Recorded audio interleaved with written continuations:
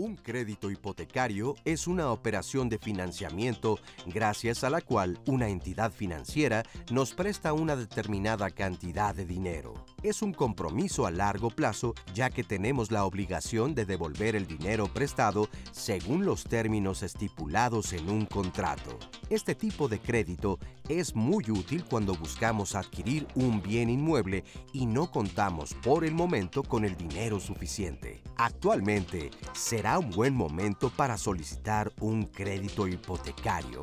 ¿Cuáles son los requisitos que debemos cumplir y qué factores debemos tomar en cuenta al momento de adquirirlo? Hoy te resolveremos todas tus dudas, así que quédate con nosotros. Así es, vamos a estar resolviendo todas estas dudas. Muy buenos días, yo soy Leticia Carvajal. Me da muchísimo gusto que nos acompañe aquí en su programa Diálogos en Confianza. Créditos hipotecarios, como usted bien lo sabe, hemos tenido 2 programas anteriores donde hemos hablado acerca de estos créditos a través del Infonavit, a través del Foviste, pero nos llegaron muchísimas preguntas, muchísimas llamadas donde nos decían, ¿y si yo no tengo Foviste o no tengo Infonavit?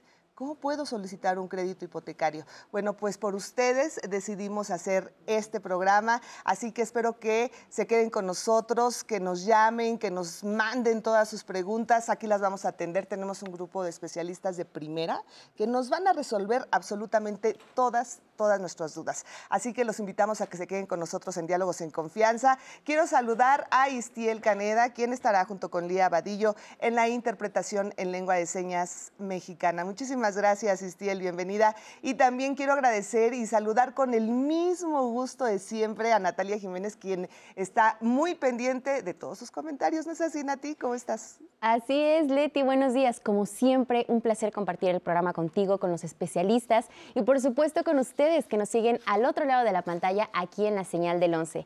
Tienes toda la razón, Leti, es un programa que nos pidieron muchísimo. En programas pasados, los que tuvimos de Infonavit y Foviste, por ejemplo, San Navarro nos dijo, hagan un programa para los que no tenemos ningún tipo de financiamiento para una vivienda, pero lo necesitamos. Y creo que San habla por muchos de nosotros. Los que no tenemos Infonavit ni Foviste, ¿cuáles son las opciones a las que podemos recurrir? ¿A qué instituciones? Y sobre todo, ¿cuáles son los diferentes rubros que debemos considerar al momento de solicitar un crédito? Por supuesto, ahorita en la pandemia marca una diferencia, es un mejor momento para adquirirlo, es más caro, es más barato. Bueno, de eso vamos a platicar hoy. Y como siempre, yo los invito a que participen en las redes sociales, es muy fácil contactarnos. Recuerden que el programa no solamente está en vivo en la señal televisiva, sino también a través de las redes sociales. Ahorita en Facebook y en YouTube pueden seguir la transmisión. Ahí usted me puede escribir sus comentarios y sus dudas y yo con mucho gusto los voy a leer al aire con los especialistas. O si lo prefieren, también nos pueden contactar a través de Twitter, de Instagram o de la línea telefónica, el 55 51 66 40 00. Recuerden que aquí en Diálogos en Confianza siempre queremos brindarle las herramientas para que usted aprenda sobre los temas, para que estemos muy informados y esto lo hacemos principalmente a través del blog de Diálogos en Confianza. Ahí queda guardada la información sobre la transmisión, las instituciones, la información de los especialistas, las páginas de internet a las que usted se puede acercar para conocer más de las emisiones, así que no hay pretexto. Diálogos en Confianza está en todas las plataformas, así que participe para que junto con nosotros construyamos la conversación de hoy. Así es, vamos a estar muy, pero muy pendientes y voy a presentar a nuestros invitados del día de hoy. Voy a comenzar con Enrique Margain Pitman, él es coordinador del Comité de Crédito Hipotecario de la Asociación de Bancos de México, ABM, y director ejecutivo del Crédito Hipotecario y Automotriz de HSBC. Bienvenido de nueva cuenta, qué gusto saludarte. Igualmente, Leticia, un gusto para mí estar aquí contigo y con toda tu audiencia. Muchísimas gracias, el gusto es nuestro. También saludo con muchísimo gusto y le agradezco su presencia a Antonio Artigues Fiol. Él es miembro del Comité de Crédito Hipotecario de la Asociación de Bancos de México, ABM, y director ejecutivo de Banca Particulares de Santander. Muchísimas gracias, Antonio. Al contrario, gracias a ti, Leti. Un gusto Gracias. estar aquí. Muchísimas gracias. Y Paulina Prieto, miembro del Comité de Crédito Hipotecario de la Asociación de Bancos de México, ABM, y BP, Crédito Hipotecario y Financiamiento Automotriz de Scotiabank. ¿Cómo estás, Paulina? Bienvenida. Hola, ¿qué tal, Leti? Muy buenos días y muchas gracias por la invitación. Muy buenos días. Gracias a los tres por estar aquí con nosotros en Diálogos en Confianza. Y yo quiero empezar contigo, Paulina. ¿Qué es un crédito hipotecario? Un crédito hipotecario es la herramienta a través de la cual un cliente, una familia, una persona puede adquirir una vivienda, ¿no? La banca está especializada en, digamos, otorgar un financiamiento hasta cierto monto del valor de la vivienda, ¿no? Podemos llegar inclusive hasta el 95% del valor de la vivienda.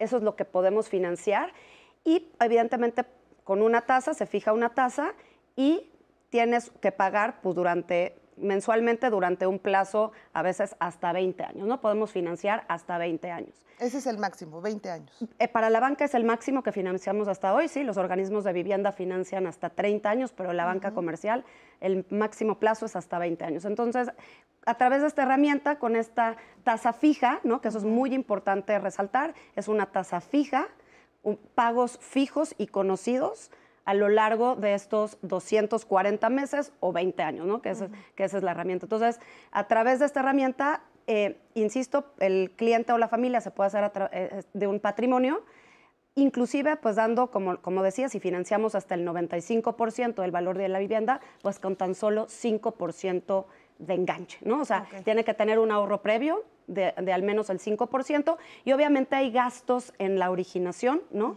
Que es importante resaltar para la audiencia, porque siempre, además del enganche, pues hay que pagar los gastos de escrituración, ¿no? Que representan un valor, ¿no?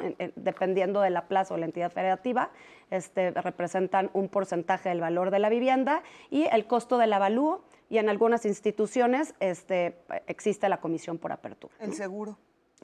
Los seguros ya se pagan, ya es un costo evidentemente que va intrínseco ya durante toda la vida del crédito. Ese ya se financian seguros ya de vida, de daños y de desempleo, ¿no? Que esos son los 3 seguros que ya cuentan los créditos hipotecarios ofrecidos por la banca, pero esos no tiene que el cliente tener un ahorro previo. Esos, digamos, se van pagando a lo largo de la vida del crédito hipotecario.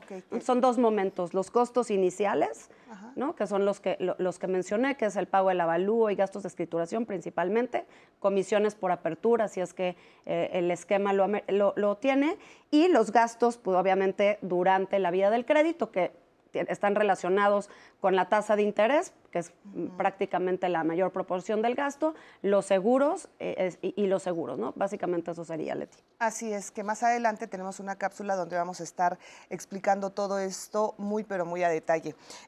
Antonio, ¿de qué depende que a mí me den un crédito con el 95%, con el 80%, con el 60%? ¿Es de acuerdo a como yo lo solicite o de acuerdo a mi historial crediticio o de qué forma se me entrega ese porcentaje? Claro, cuando solicitas un crédito, al final, pues bueno, tienes que cumplir una serie de requisitos formales y luego pues inherentes a la propia persona.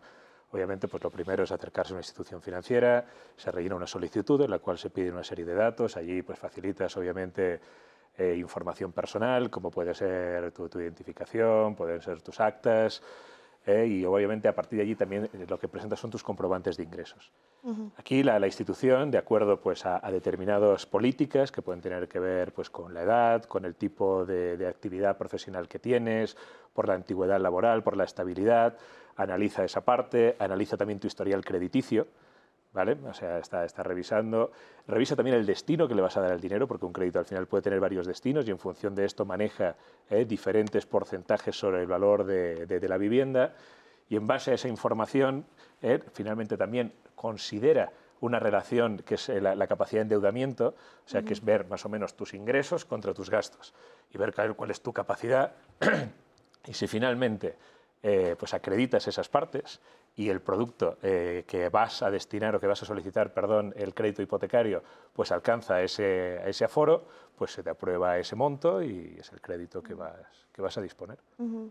Ahora, yo sé que tengo que cumplir con esos requisitos que tú nos mencionas, Antonio, pero ¿podríamos profundizar más acerca de los requisitos que a mí me piden para solicitar un crédito hipotecario? Sí, lo que te piden es llenar una solicitud de crédito. Ese es el primer paso. Ese es el primer paso. Por supuesto, entregar una identificación oficial, tus comprobantes de ingreso. Aquí es bien importante ver que si eres asalariado, pues vas a presentar tus recibos de nómina o puedes presentar estados de cuenta donde se reflejen los ingresos que tienes y pues también una declaración de impuestos. Entonces, comprobantes de ingresos. ¿De cuánto tiempo? Perdóname. Más o menos, depende del banco, pero hay bancos que te piden un mes o si son estados de cuenta te pueden pedir 3 o 6 meses de estados de cuenta. y con eso el banco hace un estudio de crédito, o sea, revisa exactamente cuánto es el nivel de ingresos que tienes. Por eso es muy importante que las personas que nos están escuchando sepan que hay que ir conformando un historial crediticio, y las personas que van recibiendo sus ingresos, aunque parte de sus ingresos sean en efectivo, que tengan la costumbre de estarlo depositando en una cuenta de cheques para que vayan reflejando los ingresos que van teniendo en el tiempo. Entonces, el segundo paso es comprobantes de ingreso. Un comprobante de domicilio, donde vives, simplemente para validar tu domicilio, y una identificación oficial.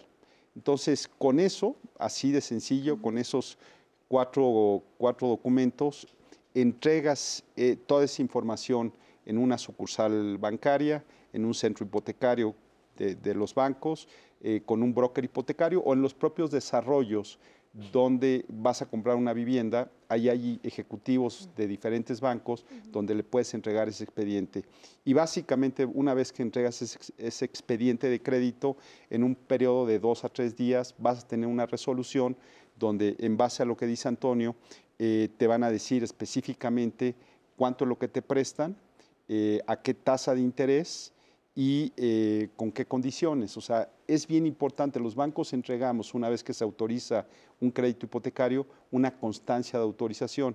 Esa constancia de autorización es un documento que lo que te permite ver es las condiciones del crédito que te está autorizando el banco y la vigencia que va a tener esas condiciones, porque te dan en algunos casos 90 o 120 días, con lo cual siempre es primero importante ver cuánto te presta el banco, y una vez que sepas el importe, salir a buscar la vivienda. Porque en México mucha gente hace lo contrario. Es justo lo que te iba a decir. Primero ven la vivienda, dicen, esta me gustó, ahora tengo que resolver cómo le junto y cómo complemento para poderla comprar. Entonces, siempre es importante primero revisar cuánto te presta el banco, y una vez que tengas claro cuánto te presta, tus ahorros, los gastos adicionales que tienes que afrontar, ya con eso tener un panorama claro de cuál es el valor de la vivienda que tú puedes comprar. Yo siempre he dicho que contratar un crédito hipotecario es como cuando te vas a preparar para un maratón. Tienes que hacer una preparación, tienes que revisar el buró de crédito, tienes que saber tu nivel de endeudamiento, cómo está. Es como tu check-up de saber cómo estás de salud. Aquí tienes que ver tu buró de crédito, que lo puedes obtener una vez al año gratis. Es muy fácil saber cómo está esta parte, y con base en eso, en una revisión de tu nivel de endeudamiento, qué gastos puedes ir eliminando, qué deudas puedes ir pagando. Una vez que tengas claro cuánto es el monto que te presta el banco, cuánto es esa mensualidad que tienes, es muy recomendable a veces ahorrarla por un tiempo determinado, 2, 3 meses, para que tú sepas qué ajustes tienes que hacer en tu economía familiar, y con base en eso decir, esto es el monto que tengo que pagar, como decía Paulina, por 10, por 15 o por 20 años, y que tú lo puedas hacer perfectamente bien. Yo creo que esas son como ciertas recomendaciones que a veces no nos dicen, pero que se pueden volver críticas para poder llevar a cabo una operación correcta, un crédito que lo puedas pagar en el tiempo. Así es. Enrique, perdón, ahorita que mencionaban de que uno de los primeros requisitos que nos piden son los comprobantes de ingresos, en redes nos preguntan mucho qué sucede con aquellas personas que trabajan por su cuenta y que se contratan por periodos cortos de tiempo con ciertas empresas, ¿no? O sea, en el primer semestre tal vez trabajan para una compañía, en el segundo semestre para otra. En ese caso, ¿cómo procede? Porque en teoría, ¿cuál es la estabilidad laboral que podrían tener, no? Sí, aquí, como comentaba, lo que es muy importante es, muchas veces no tienen forma de comprobar, como tú bien dices, los ingresos. Algo que se tiene que ir haciendo en el tiempo es documentando esos ingresos que se van teniendo a través de depositarlos en una cuenta de cheques, de ir reflejando que ahí vas teniendo tus entradas, tus salidas, porque el banco lo más importante es el poder determinar tu capacidad de pago y el poder saber cuánto es lo que te puede prestar y que tú puedes pagar.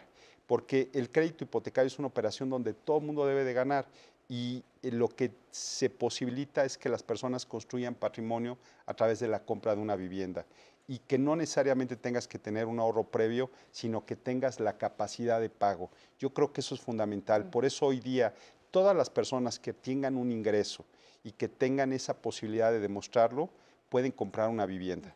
Ese yo creo que es un mensaje sumamente importante.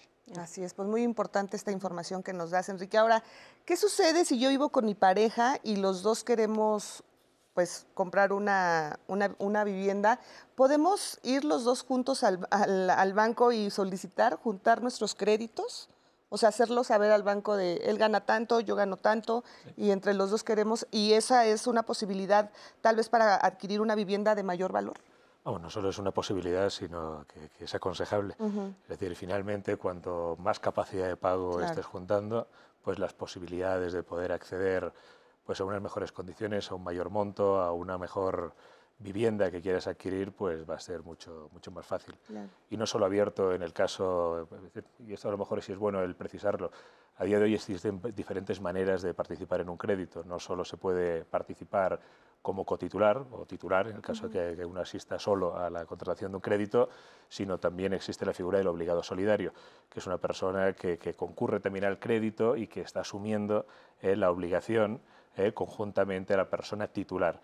Es decir, en el caso de que no pague esa persona está respondiendo y esa figura también está reforzando frente a la institución, pues vamos a decir, todas esas características que, por no repetir, contaba Enrique, que el banco va a revisar y que en consecuencia van a repercutir en unas mejores condiciones de crédito. Y se puede asistir ya no solo como una pareja formalizada a través de un matrimonio, sino que se puede concurrir pues parejas del mismo sexo, pueden concurrir dos familiares, o sea, existen diferentes formas que permiten acudir a un crédito, participar de él y conjuntar esas capacidades y esos historiales para que te permitan acceder a unas mejores condiciones. Claro.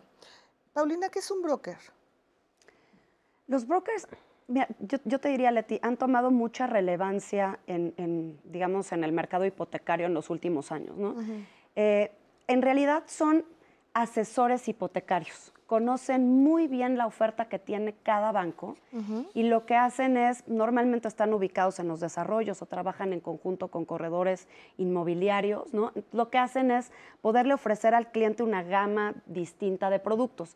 Cada banco, pues nos especializamos, ¿no? O tenemos nuestras características en los créditos hipotecarios y el broker ubica muy bien cuál es la característica de cada uno de los bancos que trabajamos con los brokers, ¿no? Entonces, él es prácticamente, te diría, es un asesor hipotecario, inclusive esta figura se ha venido profesionalizando en el tiempo, ¿no? Ya tiene 20 años operando en el mercado, los brokers empezaron a operar en el año 2000, ya 21 años operando en el mercado y evidentemente pues han tenido una transición importante, ¿no? Actualmente ya este asesor ya se profesionaliza, ya se certifica, existe un examen, ¿no? Es una figura que ya realmente le puede brindar esa asesoría a los clientes al momento de contratar un crédito hipotecario y se han vuelto pues una fuente de originación, ¿no? Un canal de originación adicional a una sucursal bancaria, ¿no? A la propia fuerza de ventas que tienen los bancos, porque pues en realidad ellos pues te digo, se ubican prácticamente en los puntos de venta, ¿no? O trabajan en conjunto con los corredores inmobiliarios, que son los que pues, normalmente están promoviendo la vivienda usada. ¿Y no es muy caro? En realidad, para el cliente no. El broker no le cobra directamente al cliente. El broker, como opera, pues es una figura que contrata el banco, ¿no? Y pues, como te mencionaba, el costo está intrínseco para la banca, ¿no? En realidad, no es un costo adicional que el cliente le diga al broker, te voy a pagar porque tú me estás asesorando y me estás dando la mejor información. No, al contrario, es el banco quien absorbe ese costo por el cliente. Eso ¿no? es bien importante aclararlo, porque yo creo que mucha gente piensa, no, bueno, si con trabajos estoy juntando para mi crédito y todavía le voy a pagar a otra persona para que me asesore, mejor yo investigo. Y justo hay una pregunta, ¿no? De hecho, Leti, en programas pasados nos llegaron muchas cuestiones respecto a los brokers. Por ejemplo, José Alberto Fuentes García nos decía, una pregunta, ¿es bueno que tu crédito para comprar una casa sea por medio de un broker? Y en otra nos dan una situación que está viviendo un usuario, Irwo Rodríguez. Fui con un broker y solo me dio una propuesta de crédito y me dijo que mi papelería no pasaba en otros bancos por el perfil. Entonces yo fui a diferentes bancos y sí pasó mi papelería y encontré una mejor tasa. Pero el broker me dijo que me podía meter en problemas porque le firmé un anexo en el que se impide que yo busque por mi cuenta. ¿Esto es cierto? ¿Qué opinan? En realidad no debería de ocurrir así. Normalmente, insisto, o sea, los profesionales hipotecarios, los brokers, normalmente le tienen que dar una asesoría completa al cliente. Al final el cliente es el que elige en qué banco se va a quedar, ¿no? O sea, el cliente puede ofrecer, claro, el broker no trabaja actualmente con, digamos, con todos los bancos, eso también es importante aclarar, o sea, por ahí hay un banco que no trabaja con esta figura, ¿no? Y entonces, pues evidentemente el cliente tiene que ir directamente a esa institución financiera para contratar su crédito, pero el broker en realidad le da la asesoría al cliente. El cliente al final es el que elige el banco en el que se queda. Y si escucha que el banco A tiene una mejor condición, puede levantar la mano y puede decir, yo quiero que mi crédito sea a través de X institución, ¿no? Al final, insisto, es una asesoría, él pone una gama de productos y el cliente es bien importante que él es el que tenga que elegir. Normalmente no hay letras chiquitas en los contratos de los brokers. Los brokers, en realidad, con quien la solicitud que firma el cliente es la solicitud misma de la institución financiera, ¿no? O sea, a la hora que le dan la papelería al cliente, no es una papelería del broker en especial, es una papelería del banco. Y si firma con el banco A, es la solicitud del banco A y los requisitos que pida el banco A. ¿Pueden variar de un banco a otro? Sí pueden variar. Efectivamente, hay bancos tenemos diferentes políticas entre instituciones financieras, ¿no? Tenemos diferentes tasas, tenemos diferentes ofertas. Como ya lo decía Tony, tenemos inclusive diferentes destinos, ¿no? Puede haber para adquisición de vivienda, puede haber para construcción, para comprar en preventa, en fin, una gama distinta de destinos. Y es a través de los brokers que dan a conocer estas diferentes características, ¿no? Es bien importante también a qué brokers se acercan, porque también evidentemente pues esta figura pues se ha vuelto muy, muy grande y muy representativa en el sector hipotecario. Entonces, pues habrá quienes no lo hagan de forma profesional, pero el broker, digamos, que trabaja con la banca comercial, se ha venido profesionalizando en el tiempo. Paulina, pero ¿cómo puedo saber que estoy con un broker que está, pues que es una persona confiable? O sea, ¿de qué manera? Porque pensando en esta persona que nos escribió, pues igual y se hacen pasar por brokers o son personas que realmente no tienen esa preparación y no trabajan de forma, ¿cómo se dice? De forma, vamos, sin corrupción, honesta, ¿no? ¿Cómo puedo identificar que estoy con un broker? Actualmente, como te decía, Leti, ya existe esta certificación hipotecaria y se pueden autenticar. El asesor broker hipotecario puede autenticarse que pasó esta certificación, ¿no? Esta certificación que lo que busca es que efectivamente conozca la oferta hipotecaria y pueda brindar una asesoría oportuna y correcta punta a punta, ¿no? Desde que inicia el cliente el trámite hasta el final. Entonces, yo creo que con esta certificación es con la cual el cliente puede identificar que pues, es un broker que trabaja con la banca. Inclusive los bancos para originar y para pagar esa operación, pues pedimos esta certificación, que el broker tenga esta certificación. Mucho ojo, también nosotros podemos solicitar esa certificación al broker. Y en caso de duda, bueno, pudiera ser que la persona le ponga una excusa, yo lo que le recomiendo a esa persona o cualquiera que se encuentre en una situación de este tipo es que se acerque con la institución bancaria que le está presentando. O sea, o a cualquiera y le pida que le corrobore, oye, estoy trabajando a través de esta persona. Claro. En el caso que tuviera una duda, que se acerque y allí obviamente se le va a confirmar sí o no si esa persona es una persona que cumple los requisitos que ha dicho Pau. Es una persona que está certificada, que está identificada por la institución y que es un intermediario pues reconocido y certificado para poder tramitar su operación hipotecaria. Okay. O sea, en caso y de duda, ojo, siempre no acudir. debe pedir ninguna comisión ni ningún... No. Ya cuando te piden eso, mejor... Malo y ya, buscar otro, ¿no? Muy bien. Ahora, y tampoco hay ninguna obligación de continuar un trámite con un broker hipotecario, como el caso que se comentaba, porque te firman una carta nada más en la cual el broker puede hacer los trámites por cuenta tuya, pero nada más, la persona se puede ir directamente a un banco a pedir el crédito. Al final es un intermediario entre el banco y el cliente, y que ayuda en el proceso de obtención del crédito hipotecario, pero para facilitarlo, para ayudarle, y generalmente están vinculados con los desarrolladores o con los profesionales inmobiliarios. Entonces, ese también es una parte muy importante. Siempre la canalización es a través de una figura conocida, como puede ser pues, el desarrollo, el profesional inmobiliario o alguna referencia clara. Perfecto. Bueno, me gustaría preguntarles qué pasa con las propiedades que están en litigio.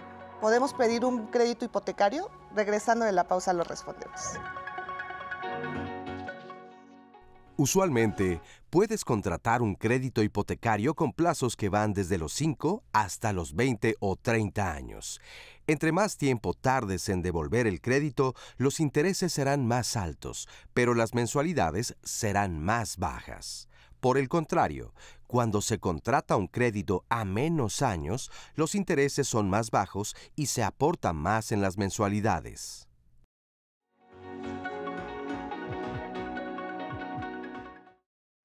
Y continuamos aquí en Diálogos en Confianza y los invito a que mañana viernes nos acompañen en nuestros temas de pareja porque vamos a hablar sobre la búsqueda de pareja en aplicaciones. Sabemos que actualmente el uso de aplicaciones para ligar, para coquetear o incluso para encontrar pareja es muy común y contrario a lo que se piensa, no solamente esto sucede en los jóvenes, sino también en personas mayores. De hecho, de acuerdo con el estudio sobre los hábitos de navegación de Internet México 2020, el rubro de la población que muestra un mayor crecimiento es entre los 45 y los 55 años. Así que mañana vamos a platicar de esto porque sin duda alguna es un fenómeno muy interesante.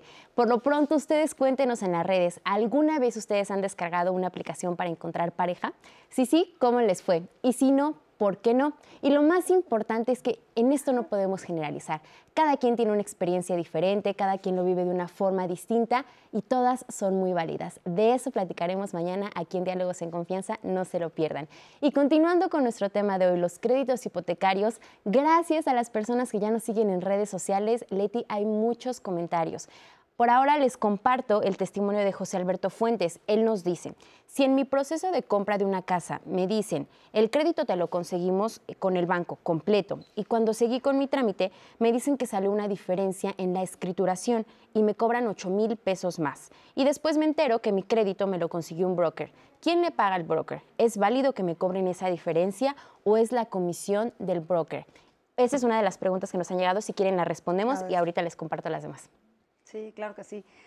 No, a ver, yo como decía, es muy importante al inicio, cuando estás, digamos, pensando en adquirir una casa, en los gastos que vas a incurrir al inicio del crédito, ¿no? El gasto de escrituración que menciona, digamos, esta persona en las redes es independiente del crédito, ¿no? O sea, digamos, es el gasto que, digamos, se le paga por hacer la formalización del crédito y sobre todo por la formalización de la compraventa. Recordemos que cuando se hace una compraventa, es decir, cuando haya una adquisición y un traspaso de dominio, ¿no? que es la compraventa, ahí se paga un impuesto, que es el impuesto de traslado de dominio, y ese es el impuesto que normalmente se cobra en los gastos de escrituración, más obviamente la inscripción de la propia hipoteca en el registro público de la propiedad. Entonces, ese gasto es independiente del crédito. Hay instituciones que financian los gastos de escrituración y puede ser que quepan dentro del mismo crédito.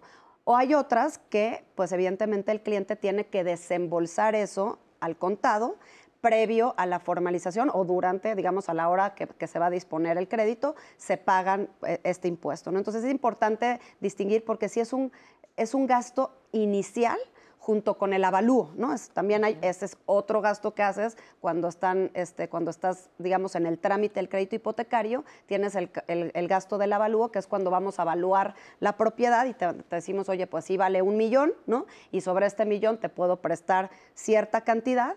Y el otro gasto que comentaba al inicio, que hay instituciones que lo cobran y hay instituciones que no, es la comisión por apertura. Estos 3 gastos son gastos que se hacen previos a la originación del crédito y, insisto, pues sí tendría que tener el cliente ese ahorro más el enganche, ¿no? Muy bien. Ahora, antes de irnos a corte, yo les preguntaba, ¿qué sucede con las propiedades que se encuentran en litigio? ¿Puedo comprar alguna de estas o adquirir alguna de estas con un crédito hipotecario o no es? Pues sí, a ver, depende de unas circunstancias. Poder sí, sería la respuesta. Ahora tiene que cumplir ciertos requisitos, es decir, un litigio al final tiene varias etapas. Para poderlo hacer, obviamente, tendría que disponer de una sentencia firme, ¿vale? En la cual él ya haya procedido pues a la entrega de ese inmueble, la persona, o a vencer ese juicio, para decirlo de una manera más clara, y que tenga una libre disposición de que ese inmueble se pueda visitar para realizar un avalúo. Ok. O sea, se puede estimar el valor que tiene, en base al cual se va a proceder a todo el análisis que hemos estado comentando en diferentes preguntas y se pueda tener pues, ese valor en base al cual se le va a prestar un porcentaje en el crédito que tenga. Entonces, la respuesta sí sería sí, pero, insisto, bajo dos requisitos básicos. Sería, uno, que sea una sentencia firme sobre ese litigio que se tiene, y segundo, que haya una libre disponibilidad para poder visitar ese inmueble. O sea, ya que estuviera en la última etapa, se Sí. podría decir. Ahora, ¿qué pasa con los remates bancarios? ¿Es lo mismo o esto no?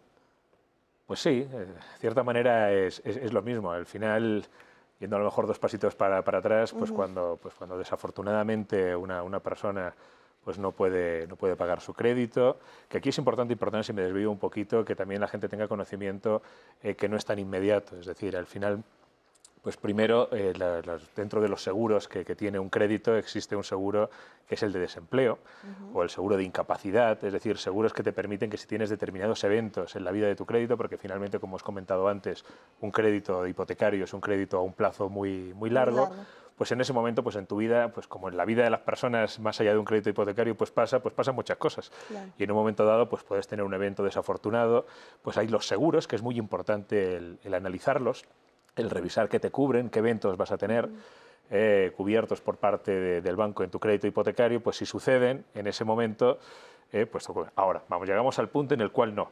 Finalmente, pues se han agotado todas las instancias, desafortunadamente no se puede pagar, se inicia un proceso, pues en ese proceso finalmente acaba pues con la ejecución de la garantía, que eso no implica también que la persona pierda todo el valor.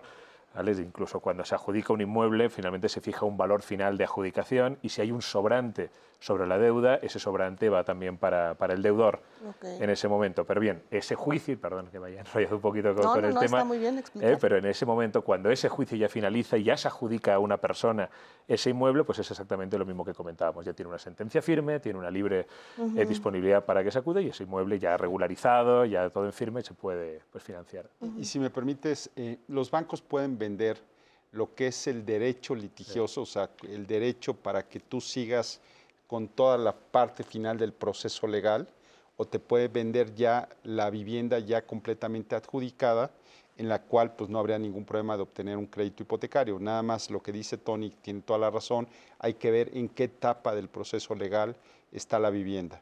Y si ya está adjudicada, digamos, ya está completamente regularizada, indudablemente puedes dar un crédito sobre ese inmueble. Ok. Ahora, ¿cómo puedo conocer o saber qué propiedades tiene el banco en remate?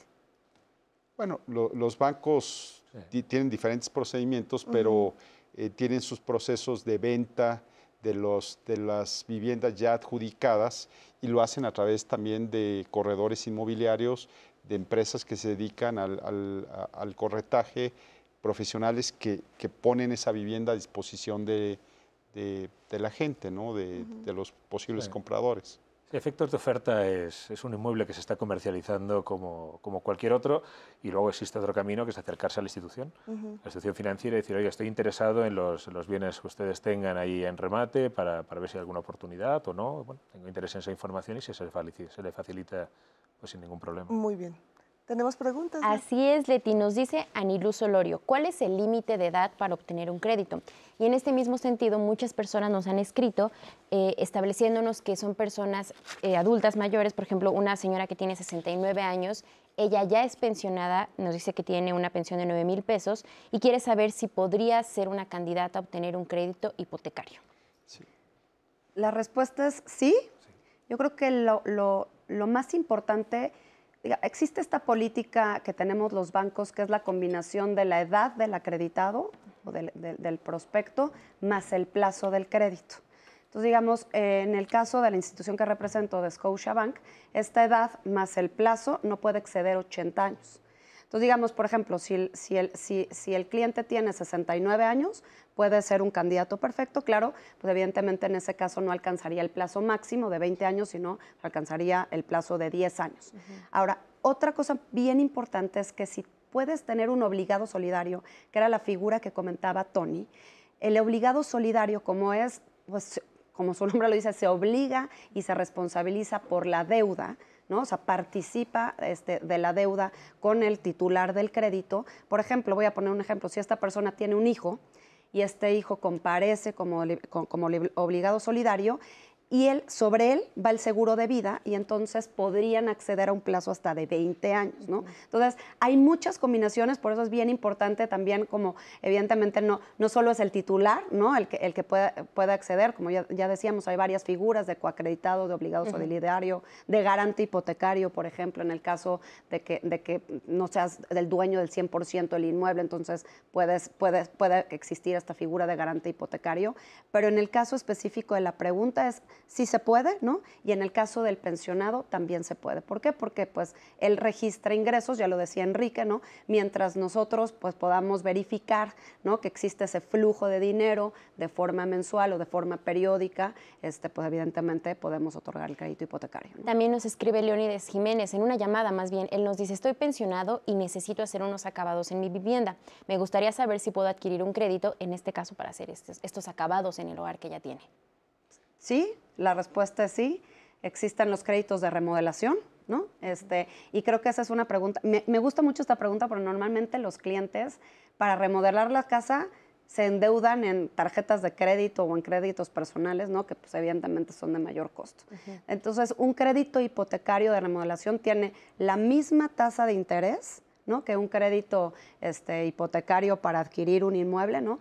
Tiene la facilidad de deducir intereses, la deducibilidad tiene esa, digamos, que eso es importantísimo también en un crédito de remodelación, porque evidentemente hace que el costo pues disminuya, ¿no? El costo de la tasa de interés disminuya por esta deducibilidad, y entonces puede remodelar. Puede haber remodelaciones pequeñas, que pueden ser, déjame pensar, ¿no? Cambio de piso, a lo mejor cambio de baños, de cocina, ¿no? O puede haber ya remodelaciones que impliquen, ¿no?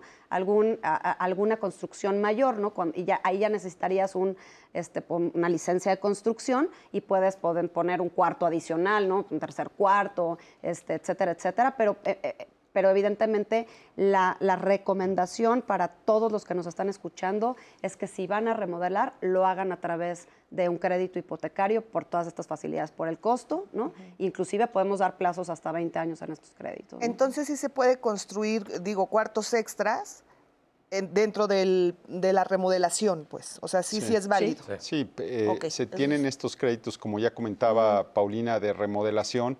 Generalmente las personas, y coincido totalmente, cuando va a hacer una remodelación, lo hacen a través de la tarjeta de crédito o algún préstamo personal, y lo que te permite sacarlo a través de un crédito hipotecario es que, de acuerdo a la ley del IVA, pues todos los créditos de adquisición de vivienda, de construcción o remodelación no lleva IVA en los intereses. Y también es deducible para efectos del impuesto sobre la renta la parte del interés real. Entonces, esos son componentes que te permiten en estas tres modalidades de créditos orientados a la vivienda que no lleve el IVA. Y cuando vas a hacer cambios en instalaciones hidráulicas, eléctricas, fachadas, pisos, baños, a veces se piensa, oye, pero para este es el destino de un crédito hipotecario. Yo te diría que sí, o para ampliación. Ahorita con todo el tema de la contingencia sanitaria, pues cuántas familias no necesitan crear un cuarto extra, pues claro, para que la familia pueda trabajar, pueda hacer sus actividades, y a veces dicen, oye, no tengo el recurso para poder hacer esta adecuación en mi vivienda. Un crédito de remodelación es algo sumamente útil en estos momentos. Así es. Ahora, esto hablando de la pandemia y todo lo que ha pues afectado a la economía mundial, porque es mundial como lo sabemos, ¿ha llegado a cambiar también la forma de otorgar créditos hipotecarios esta pandemia? A ver, la pandemia yo la dividiría en dos etapas. ¿Vale? La primera, pues cuando estábamos en el mes de marzo del año pasado, que creo que todos vivimos, más allá de la pregunta del crédito hipotecario, un momento de una incertidumbre pues muy alta, en la cual tú te imaginabas un escenario malo para el día siguiente y la realidad te superaba. Claro. Todavía lo que tú mismo te habías imaginado. Entonces eso trajo una consecuencia que fue bueno, trajo varias, pero ya concretándolo en el tema que tiene que ver con el crédito hipotecario, obviamente tuvo una que fue la prudencia. por un lado. La prudencia de las personas de no saber muy bien qué iba a ocurrir.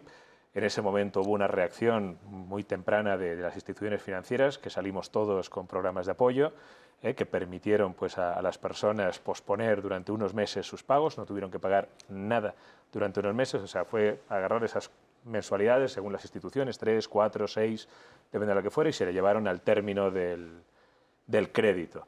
¿Vale? También tuvo, obviamente, un parón que tuvo que ver, pues que todos nos fuimos a casa, prácticamente, todos los que pudimos. ¿Vale? Y en ese caso, pues lo mismo pasó con registros, con notarios, con brokers, con sucursales, que muchas de ellas se cerraron. Yo ahí quiero hacer un pequeño paréntesis, Sí. Antonio, porque también nos han llegado comentarios acerca justo de esta ayuda que otorgó la banca, que dicen que esos meses que no se cobraron, sí cobraron intereses. ¿Eso es real? No. A ver, se cobraron los intereses que tocaba de ese periodo. A ver, para decirlo de una manera Sí, clara y... muy, muy clara. Sí. Mi mensualidad era 1.000. Ajá. ¿Vale? Y esa mensualidad se compone pues, de un capital y de unos intereses. Vamos a pensar que esa persona, en esa cuota que justo pidió el apoyo, porque depende del momento, porque va variando la proporción de intereses y capital según las mensualidades a lo largo de la vida del crédito, vamos a pensar que en ese momento estaba mitad-mitad. 500 de intereses y 500 de capital. Lo que hicimos fue tomar esas 4 mensualidades de 500 y 500 y si a esa persona le quedaban, vamos a decir, 3 años y un mes, cuando llegue a ese 3 años y un mes, tendrá que pagar 3 años y 2, 3 años y 3, 3 años y 4 y 3 años y 5, exactamente de las mensualidades, de esas 4 mensualidades de 500 y 500 que no pagó en el periodo del apoyo. El interés que se genera, que se devenga por el paso del tiempo, ese interés se mandaba hasta el final de la vida del crédito y se pagaba en la última amortización o se extendía el plazo por ese periodo de 3 meses.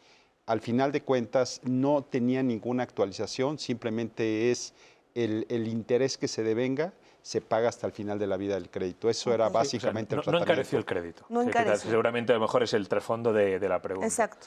¿Vale? Entonces, en ese momento yo creo que fue la primera reacción. Ok. Pero poco a poco, y a medida que se fue teniendo la certeza, si algo primero que observamos las instituciones financieras fue la solidez del mercado hipotecario en México. Es decir, finalmente hubo más prudencia que necesidad. Claro. ¿Vale? Eso fue un hecho que ocurrió.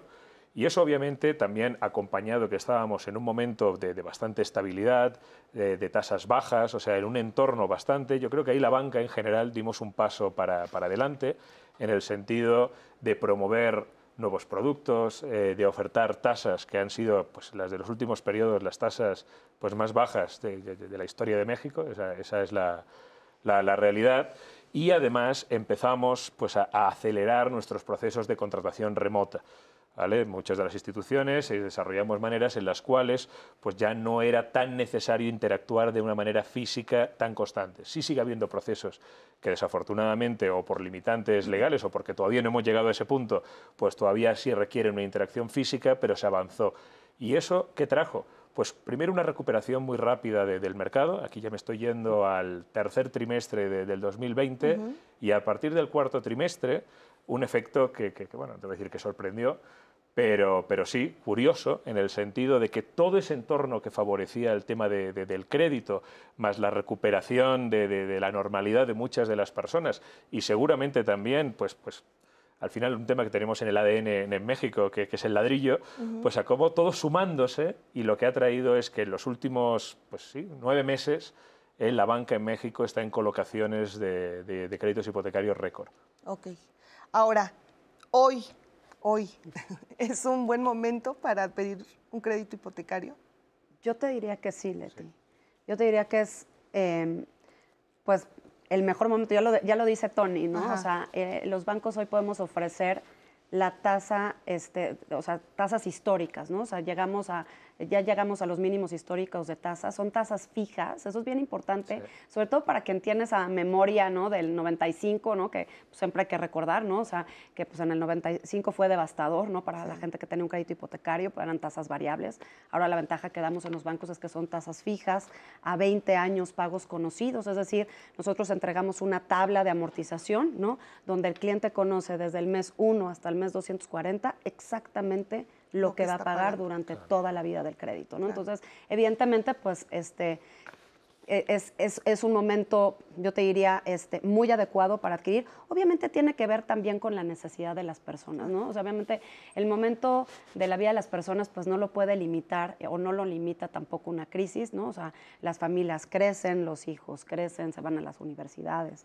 etcétera, etcétera, ¿no? Y yo creo que ahora también esta competencia que ha existido en el sector, esta competencia, pero esta hermandad también con los organismos de vivienda, ¿no? Con todas las instituciones, desarrolladores, brokers, en fin, todos los que conjuntamos este mercado hipotecario e inmobiliario en México, yo creo que hemos hecho una buena sintonía, ¿no? Y la competencia evidentemente es sana, porque el cliente puede ahora encontrar pues el mejor producto y el más adecuado para él, dependiendo de las necesidades. Entonces, para mí es un extraordinario momento. Creo que los clientes pueden adquirir hoy un crédito hipotecario que evidentemente es un compromiso a largo plazo, que a veces siempre está esa incertidumbre, ¿no? Esa cosquita de decir, híjole, pero es que aquí me voy a embarcar hasta 20 años, pero yo creo que damos la certeza, están los seguros, ¿no? El seguro de vida, el seguro de daños en caso de un siniestro, ¿no? Como fue el terremoto del 2017, y el seguro, ya lo comentaba Tony, ¿no? Que a veces no se conoce, inclusive nos sorprendió, ¿no? Que a veces en esta ocasión, en esta pandemia, en esta contingencia sanitaria, los clientes no sabían que tenían un seguro de desempleo y fuimos las instituciones que les recordamos que pues podían hacer uso de este seguro de desempleo para estas eventualidades. Entonces, para mí existen los elementos muy claros en la mesa para que el cliente se anime, ¿no? Perfecto. Y es muy importante esto que nos comentas, Paulina, el saber y ya el tener bien claro desde nuestra primer mensualidad hasta nuestra última, cuánto es que vamos a pagar, ¿eh? Nada, absolutamente nada se debe de ocultar. Y justo de esto es nuestra siguiente cápsula, este simulador de la Conducef. Vamos a verlo. Conducef cuenta con 2 herramientas para aquellos usuarios que deseen contratar un crédito hipotecario. Entrando a nuestra página de internet www.conducef.gov.mx, y hay 2 formas de poder llegar a nuestros simuladores.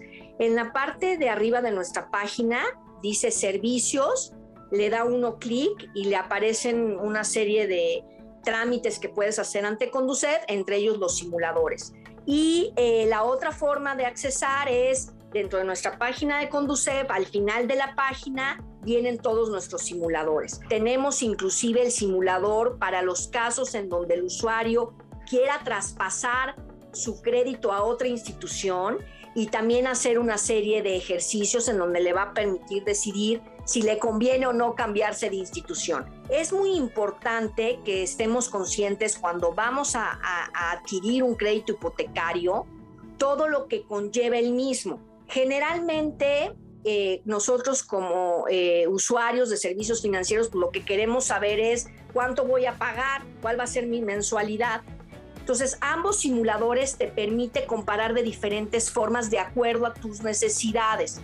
De acuerdo a la estadística de los ejercicios que los usuarios han hecho a través de nuestros simuladores, generalmente ponen de 10, 15 o 20 años. Sin embargo, el simulador te permite escoger desde 1 año hasta 20 años, ¿no?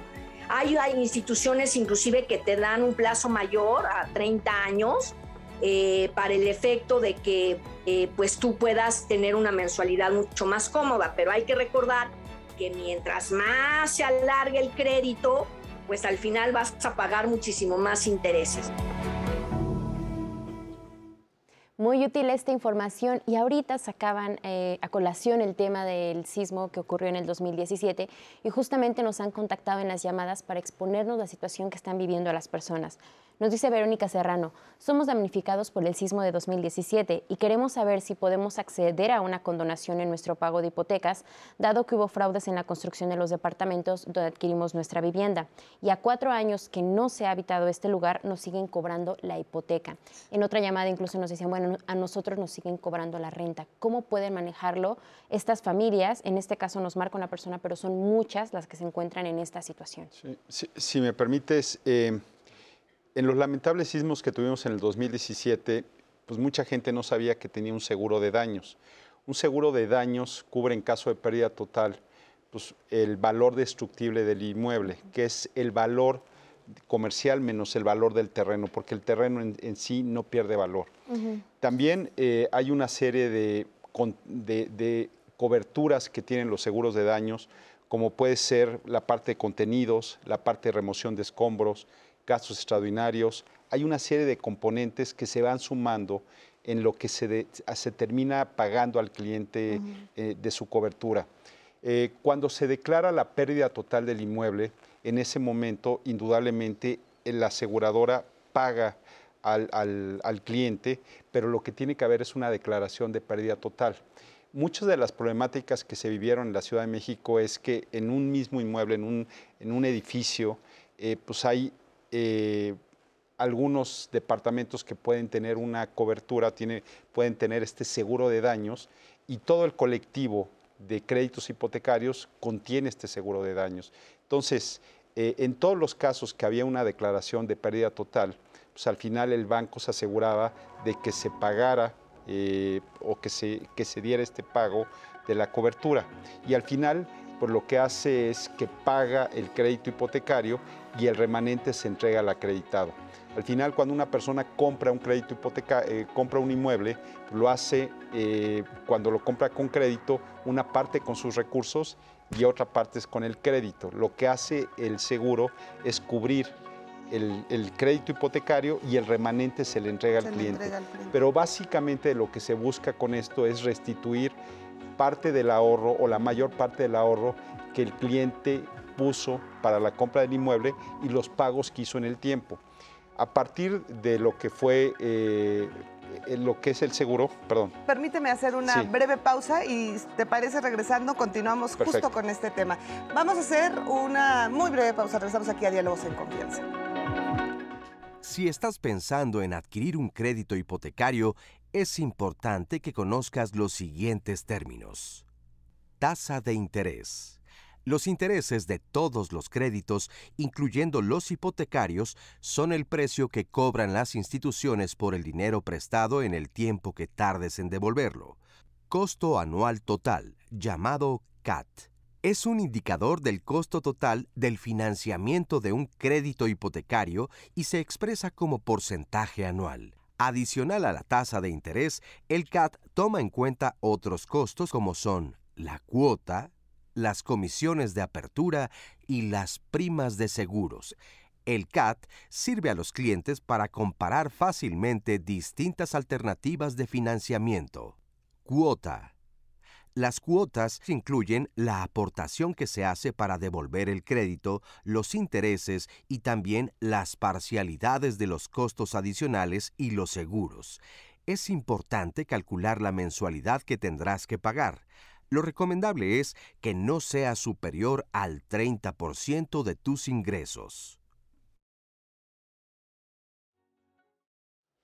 Y estamos de regreso aquí en Diálogos en Confianza y yo los quiero invitar a que el próximo jueves en nuestros temas de sociedad nos acompañen porque vamos a hablar sobre la discriminación en México. En primer lugar, tenemos que entender a qué nos referimos con este concepto, que es a través de prácticas y ciertas acciones cuando le negamos el derecho a el acceso a sus derechos a las personas. Lamentablemente, actualmente en nuestra sociedad hay muchas prácticas, hay muchas acciones a través de las cuales socializamos que reproducen formas de discriminación y que las hemos normalizado e incluso de repente no nos damos cuenta que estamos negándole el derecho o estamos vulnerando los derechos de las personas. Por eso es muy importante que hoy y siempre hablemos de este tema, que conozcamos la situación que hay en nuestro país y sobre todo también para que despertemos la conciencia, porque este es un tema de sociedad, es un tema que a todos nos compete y en el que todos estamos inmersos, por supuesto para la construcción de un mejor entorno en nuestro país y por supuesto en el mundo. Así que acompáñenos, el próximo jueves vamos a hablar sobre discriminación. Y bueno, a lo largo del programa se han mencionado los seguros. ¿A qué se refieren estos seguros? Vamos a verlo. Todo crédito hipotecario trae inmersos unas series de seguros para el efecto de que si tú como usuario que adquieres ese crédito le debes a la institución, sufres alguna situación, pues el crédito se pueda pagar. ¿Qué tipos de seguros incluye? Obviamente el seguro de vida, en la cual si fallece el deudor de ese crédito, ese seguro de vida, el beneficiario del mismo es la institución financiera bancaria, obviamente, o una SOFOM, dependiendo de con quién hayamos contratado. Entonces, si yo me muero, pues obviamente el crédito se paga, ¿no?, con el seguro de vida.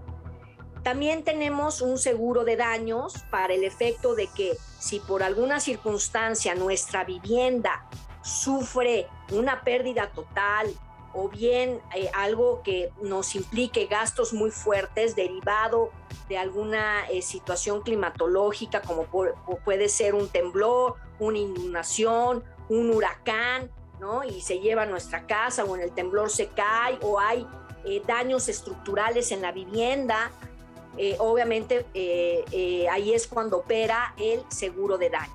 Y por último, el seguro de desempleo. Puede ser que yo me quede sin empleo y cómo le hago para seguir pagando la mensualidad, y generalmente el seguro de desempleo opera para que en los 6 meses, a partir de que tú te quedaste sin el empleo, se pague el seguro de aquí a que tú consigues un nuevo empleo. Son solamente, generalmente de 6 meses a 8 meses, lo que incluye el seguro de desempleo. Entonces, todo eso obviamente viene calculado en la mensualidad que tú vas a dar. Es muy importante que cuando tú contrates un crédito hipotecario, preguntes con tu institución los tipos de seguros que vienen incluidos. ¿Por qué? Porque no te pueden obligar a lo que le denominamos ventas atadas. Es decir, yo estoy contratando con un banco y ese banco tiene una aseguradora. Entonces me dicen, vas a contratar con esta aseguradora. No te pueden obligar a hacerlo. Eso está prohibido por ley. Tú como usuario puedes ver en otras aseguradoras y decirles, oye, voy a contratar un crédito hipotecario y necesito un seguro de vida con este monto, un seguro de daños con este monto y un seguro de desempleo. ¿Cuánto me cobras? Y a veces resulta un poquito más barato contratar con otras aseguradoras que con las del mismo grupo. Muy, muy importante esta información que nos brindan. Muchísimas gracias a la Conducef. Y bueno, antes de irnos a corte, te tuve que interrumpir, Enrique, pero vamos a continuar respondiendo esta pregunta que nos llegó acerca, Sí. bueno, pues de la importancia de los seguros. Sí, lo que comentaba es que son muy importantes conocer las coberturas que se tienen en el seguro de daños, todo lo que tiene que ver con la parte de contenidos, remoción de escombros, gastos extraordinarios, qué te cubre, saber a dónde tienes que llamar en caso de que se presente un siniestro, tener a la mano la cobertura, la póliza. Yo creo que todo esto es un tema fundamental. Lo que nos dimos cuenta es que las personas no sabían cuáles eran las coberturas que tenían, por ejemplo, cuando pasaron el tema de los sismos.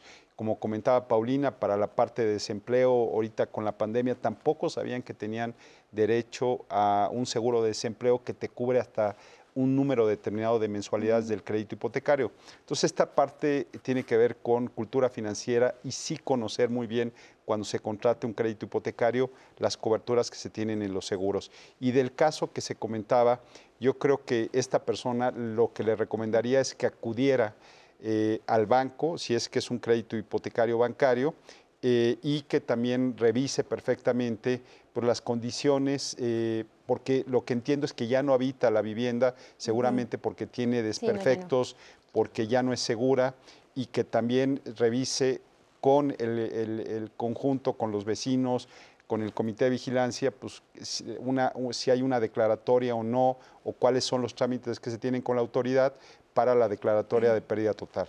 Eso es súper importante, ¿no? Que hagan esa declaratoria. Así es. También nos llegan muchas llamadas sobre qué pasa cuando se da la pérdida de empleo. En una llamada nos dicen, tengo un crédito desde hace más de 20 años, perdí mi trabajo y el crédito pasó a una institución de cobranza.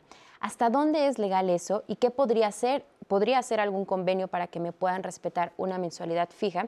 Y en este mismo sentido nos dicen, ¿cómo puedo reestructurar mi deuda? Y hay muchas personas que justamente a raíz de la pandemia han perdido sus empleos y se encuentran en este problema de decir, ¿cómo puedo reestructurar mi deuda? Porque pues no quiero perder mi casa. Claro, de la primera pregunta decía que es un crédito que tiene de más de 20 años. Sí. Esto... Hombre, eso habría que ver el caso concreto.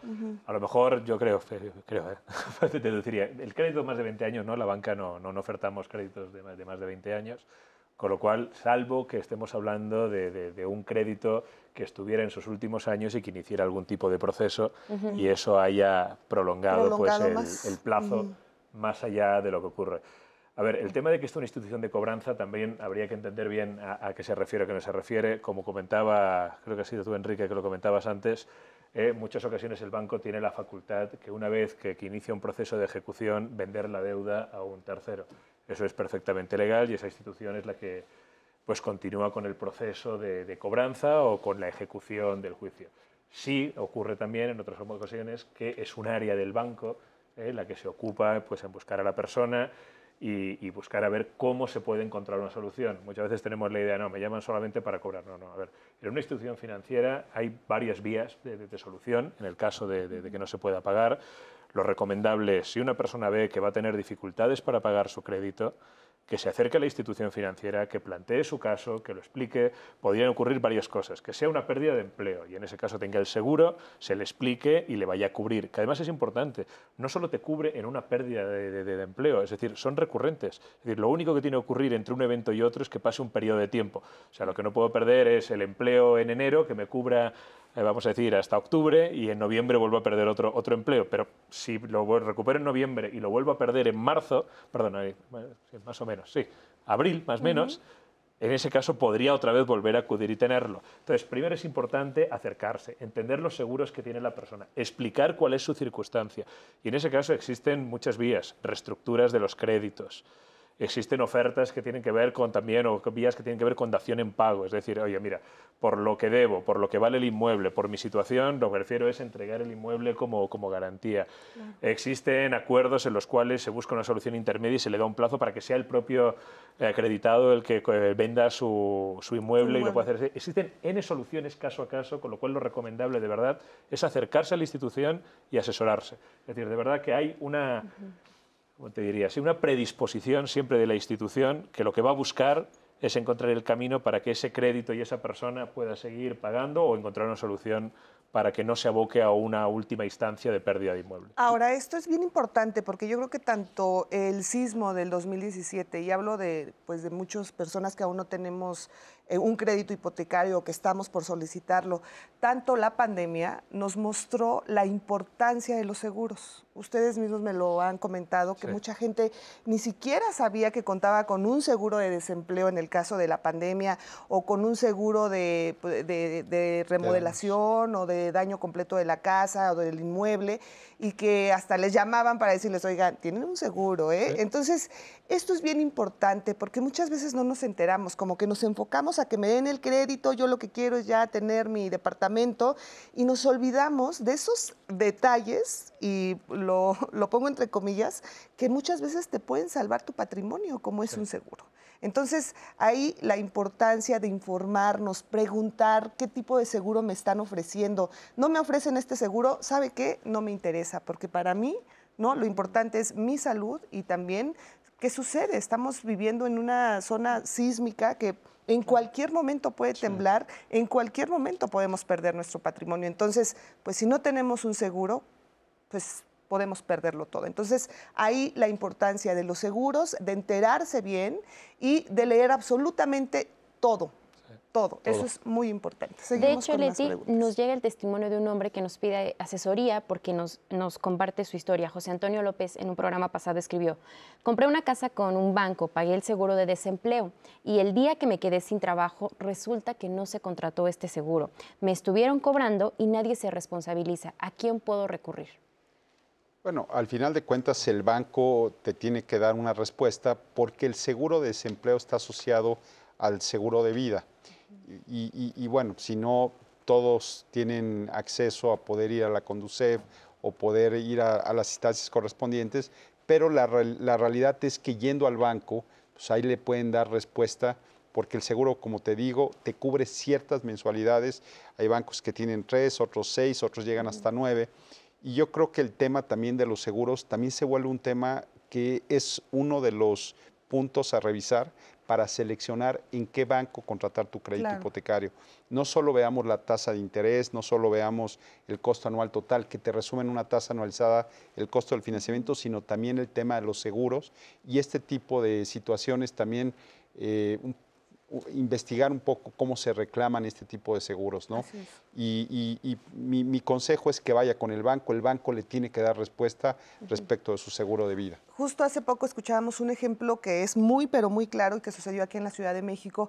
Esta explosión que hubo de estos departamentos en Avenida Coyoacán la semana pasada, me parece, muy pocos días, y la jefa de gobierno salió a decir no hubo daño estructural y estaban asegurados los departamentos. Entonces, pues es un gran alivio porque, bueno, son también accidentes que pueden suceder y que gracias a que estaban, o al menos eso informaron las autoridades, bueno, pues ya no le corresponde. Imagínate que de repente explota tu vivienda y dices, oye, pues ¿qué pasa en este tipo de situaciones, ¿no? Que son accidentes. Ahora, yo les quiero hacer una pregunta. ¿Qué sucede si yo saco con mi pareja, con mi hermana o con cualquier familiar un crédito y lo sacamos entre los dos? ¿Qué sucede si yo muero?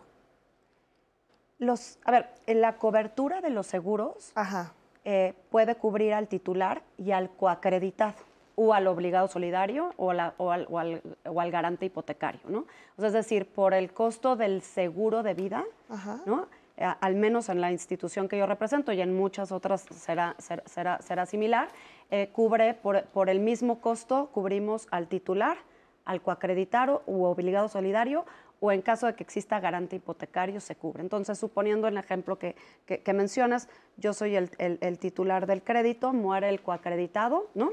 El que aplica el seguro de vida.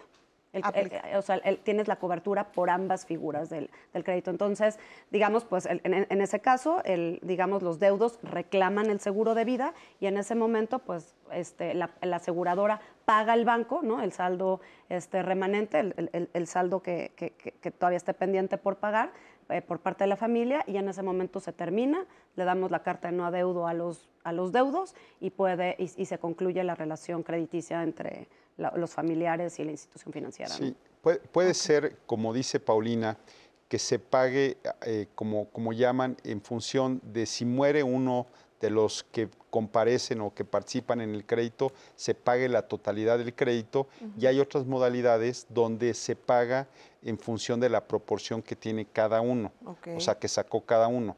Entonces, hay esas dos modalidades, pero en realidad la mayoría de los bancos ya aplica la que comenta Paulina, donde se paga la totalidad del crédito. Ok, aunque mi pareja pague el 50%, yo el 50%, se paga la totalidad. La totalidad. O sea, no es de que entonces él se va a quedar con toda la deuda. Es lo que llaman a primera muerte, ¿no? El que se paga la totalidad del saldo insoluto del crédito, aunque participen dos personas. Dos personas, muy bien. Continuamos con las preguntas. Así es, Leti. De hecho, gracias a las personas que están siguiendo esa transmisión, tanto en Facebook como en YouTube, nos están llegando muchos comentarios sobre Infonavit y Foviste. Ya tuvimos 2 programas, uno para Infonavit y uno para Foviste, así que los invito a que si tienen dudas pueden checar el programa, está completo tanto en YouTube como en Facebook, y también aparece la información de las instituciones, las canalizaciones y también la información de los invitados si ustedes quieren checar alguna duda en específico o tienen alguna situación con sus créditos en Infonavit y en Foviste, así que les recuerdo que ahí están los programas. Y sobre los créditos hipotecarios nos dicen, ¿es factible cambiar mi crédito de Infonavit a un banco? Nos dicen que llevan 13 años pagando, pero pues la realidad no sienten que baje su deuda, entonces quieren saber si es posible cambiarlo a un banco y si sería lo mejor.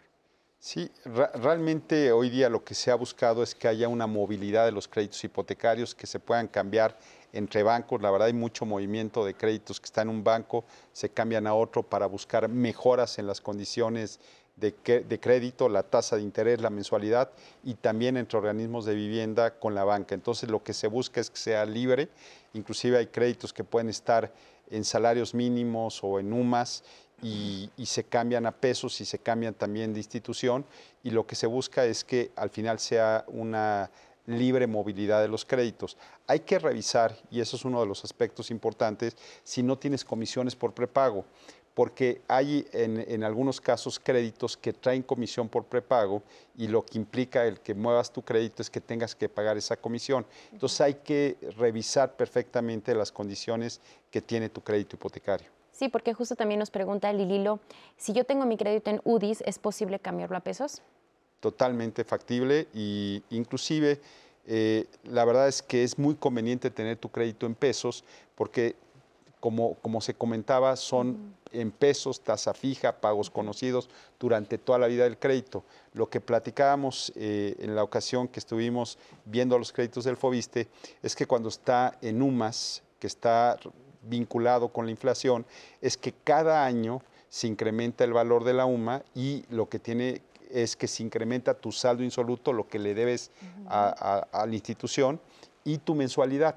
Entonces, a veces cuando el incremento en la inflación o en el incremento en la UMA es alto, pues tu mensualidad el siguiente año va a tener un incremento en relación a esta variable, y cuando es en pesos permanece fijo durante toda la vida del crédito. Nos dice Ana Flores en una llamada: mi hija trabaja en un banco y tiene un crédito hipotecario. El problema es que su interés se lo elevaron hasta el 10. ¿Eso está permitido? Sí. A ver, el tema es cuando un empleado solicita un crédito, en muchas instituciones es una prestación, ¿vale? Eso quiere decir que tiene acceso a una tasa pues subsidiada, para decirlo en cierta manera, muy ventajosa justamente por su condición de empleado. Lo que tiene que fijarse cualquier empleado cuando contrata es que ese mismo contrato de crédito ya prefija las condiciones en el caso que se desvincule su relación laboral con la institución. Entonces, normalmente lo que pasa es, bueno, finaliza mi relación laboral con una institución financiera, yo venía pagando X, pues paso a pagar Y como fijaba mi contrato. En el caso concreto de esta persona, si la pregunta la hace, estoy presuponiendo, perdón, pero si la hace porque sintió que se le elevaba de una manera, claro, pues que no está conforme, pues tiene dos opciones. La primera es acercarse a la propia institución donde tiene el crédito y decir, oye, soy buen cliente, estoy aquí, estoy pagando mi crédito, no me parece que me estés aplicando unas condiciones adecuadas, y solicite pues una mejora de condiciones. Y en el caso de que la institución no le atienda, pues tiene la opción de lo que estamos comentando aquí.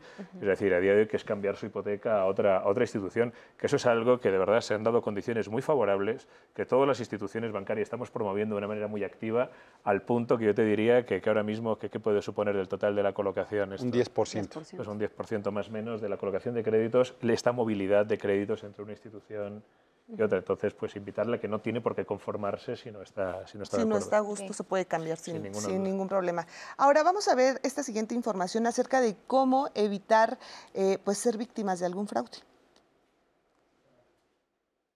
Comprar una casa o un departamento en preventa puede tener muchos beneficios, principalmente que el precio suele ser más bajo. Sin embargo, las preventas pueden ser riesgosas porque algunas personas las utilizan para cometer fraudes inmobiliarios. Antes de pagar cualquier anticipo por una vivienda en preventa, toma en cuenta las siguientes recomendaciones de la Asociación Mexicana de Profesionales Inmobiliarios. 1. Corrobora el estado legal de la propiedad. Es importante que antes de comprar un inmueble, el título de propiedad esté en orden y la compraventa se realice con el dueño legal del inmueble. Asimismo, se recomienda verificar que el uso de suelo de la propiedad corresponda a la finalidad para la cual se empleará el inmueble. 2. Revisa trabajos previos de la inmobiliaria. Busca reseñas u opiniones de personas que hayan comprado en preventa a la inmobiliaria que te está ofreciendo la propiedad. Así podrás tener un mejor panorama de qué tan confiable es la empresa. 3. En ocasiones, los fraudes en preventa surgen una vez que él o los compradores pagan el enganche o dan el dinero de un financiamiento. Por ello, se recomienda que en el contrato de preventa se especifique cuánto tiempo tardarán en entregar el inmueble totalmente terminado. Si el tiempo establecido en el contrato se excede, tienes el derecho de solicitar a la constructora compensaciones por cada mes de atraso. 4. Toda constructora o inmobiliaria confiable ofrece garantías por sus inmuebles construidos. Puede ser de 1 o más años en los que cubran el arreglo o compensación por algún desperfecto en la construcción del inmueble. Si no te están ofreciendo garantías, tal vez es mejor asegurar tu inversión con otra inmobiliaria que sí lo haga, pues cuando no te ofrecen una garantía, te arriesgas a que te vendan algo de mala calidad y requiera reparaciones que tendrás que cubrir tú y al final terminarás poniendo más dinero de lo que tenías planeado. 5. Busca ayuda por parte de un agente inmobiliario. 6. No pagues ningún anticipo sin indagar más profundamente sobre los puntos anteriores. Pues sí, de mucha utilidad también, sin lugar a duda, esta información. Antonio, ¿qué tan común son estos fraudes en preventa?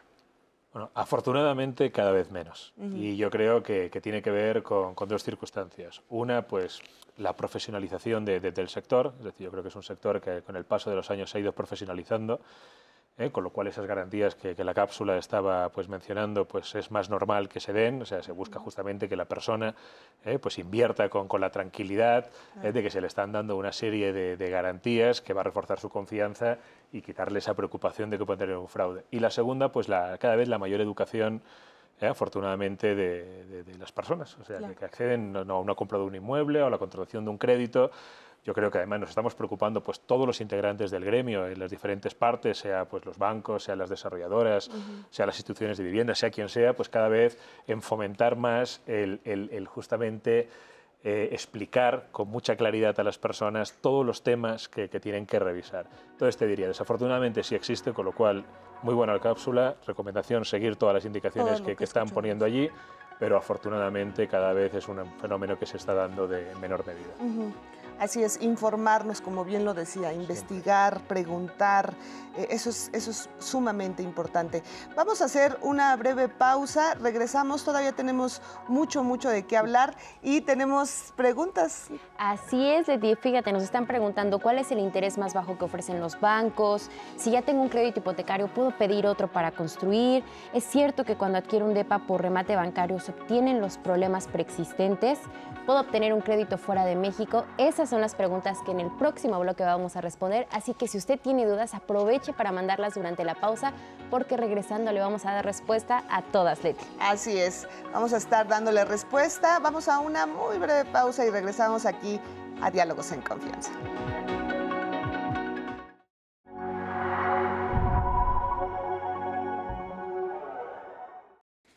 Un crédito hipotecario es la herramienta a través de la cual un cliente, una familia, una persona puede adquirir una vivienda. La banca está especializada en, digamos, otorgar un financiamiento hasta cierto monto del valor de la vivienda. Podemos llegar inclusive hasta el 95% del valor de la vivienda. Se fija una tasa y tienes que pagar pues, mensualmente durante un plazo, a veces hasta 20 años, ¿no? Podemos financiar hasta 20 años. Los organismos de vivienda financian hasta 30 años, pero la banca comercial, el máximo plazo es hasta 20 años. Es una tasa fija, pagos fijos y conocidos a lo largo de estos 240 meses o 20 años, ¿no? Tiene que tener un ahorro previo de al menos el 5% y obviamente hay gastos en la originación. Además del enganche, pues hay que pagar los gastos de escrituración, ¿no? Se financian seguros de vida, de daños y de desempleo, ¿no? Que son los 3 seguros que ya cuentan los créditos hipotecarios ofrecidos por la banca. Cuando solicitas un crédito, al final, pues bueno, tienes que cumplir una serie de requisitos formales y luego pues inherentes a la propia persona. Lo primero es acercarse a una institución financiera, se rellena una solicitud en la cual se pide una serie de datos, hay tu identificación, pueden ser tus actas, y obviamente a partir de allí también lo que presentas son tus comprobantes de ingresos. De acuerdo pues a determinadas políticas que pueden tener que ver pues con la edad, con el tipo de actividad profesional que tienes, por la antigüedad laboral, por la estabilidad, analiza esa parte, analiza también tu historial crediticio, considera una relación que es la capacidad de endeudamiento, o sea, que es ver más o menos tus ingresos contra tus gastos. El crédito hipotecario pues alcanza ese aforo, pues se te aprueba ese monto y es el crédito que vas a disponer. Llenar una solicitud de crédito. Ese es el primer paso. Ese es el primer paso.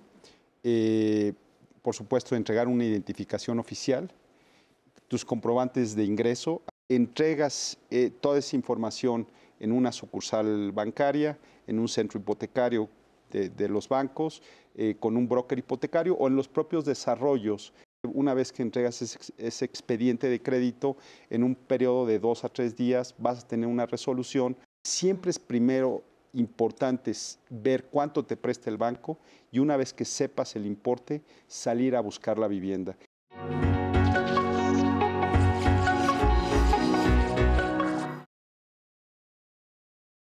Al contratar un crédito deberás cubrir una serie de gastos iniciales como son el enganche, que generalmente es del 5 al 20% del valor del inmueble, el avalúo, que es una estimación del valor comercial de la propiedad, los gastos de investigación, los cuales realizan los bancos respecto a tus datos generales y antecedentes crediticios, los gastos notariales, que incluyen la escrituración, honorarios del notario público, impuestos, gestoría de certificados y gastos en el registro público de la propiedad.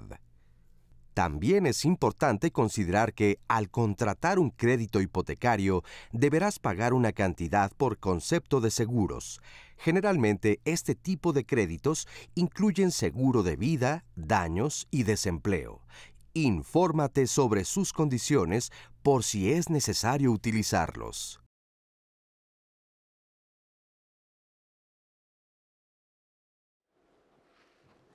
Gracias, muchísimas gracias por continuar con nosotros en Diálogos en Confianza con este tema, créditos hipotecarios, y les agradecemos muchísimo todos sus comentarios, sus preguntas. Y Nati ya tiene ahí muchísimas que nos han llegado, ¿no es así, Nati? Así es, Leti. Sobre los seguros, justamente Liz Quiroz nos dice, la institución con la que tengo mi crédito me pide contratar un seguro a nombre de la institución.